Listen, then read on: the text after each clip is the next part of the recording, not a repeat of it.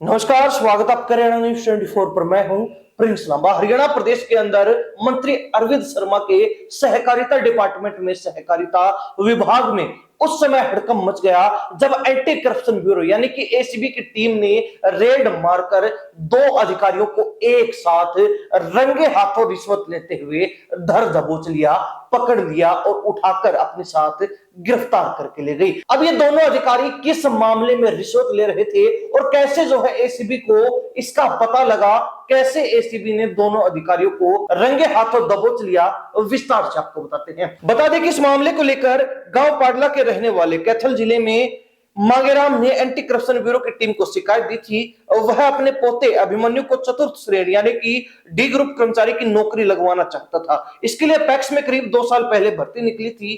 PACS के AR यानी कि असिस्टेंट रजिस्ट्रार और इंस्पेक्टर ने इसके लिए उससे 1 लाख रुपए भी मांगे थे।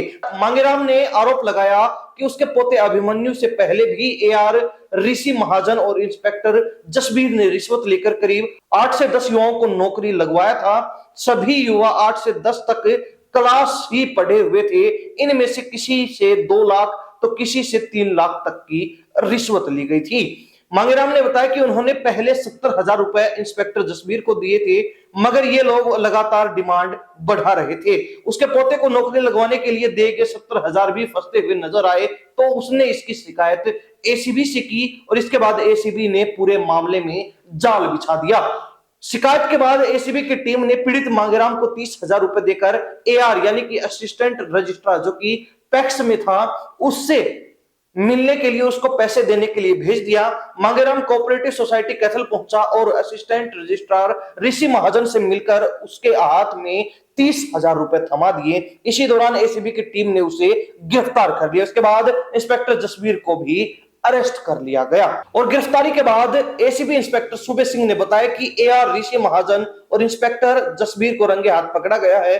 दोनों से पूछताछ की जा रही है। यह भी पता किया जा रहा है कि दोनों के किस अधिकारी से संपर्क थे, कैसे ये दोनों युवक को नौकरी दिलवाने का आश्वासन दे रहे थे। पीड़ित ने बताया है कि दोनों ने पहले भी कई युवकों को रुपए लेकर नौकरी लगवाया है, तो ऐसे में जो है कैसे ये लोग किसी युवक को पैसे लेकर नौकरी दे रहे थे, किन अधिकारियों से इनकी साठगांठ है, इनकी सेटिंग है, पूरी कुंडली, पूरा खाका जो है खंगाला जा रहा है। लेकिन कहीं ना कहीं सहकारिता डिपार्टमेंट में भी अब रिश्वतखोरी के कारण एसीबी के रेड लगने शुरू हो चुके हैं। एसीबी के चंगुल में सहकारिता विभाग के अधिकारी फंसने शुरू हो चुके हैं और खास बात यह कि इस मामले में उलझने के बाद पैक्स के असिस्टेंट रजिस्ट्रार को सहकारिता विभाग के एसीएस द्वारा सस्पेंड कर दिया गया है। यानी कि कई महीनों तक अब ये अधिकारी अपनी नौकरी पर ही नहीं आ पाएगा।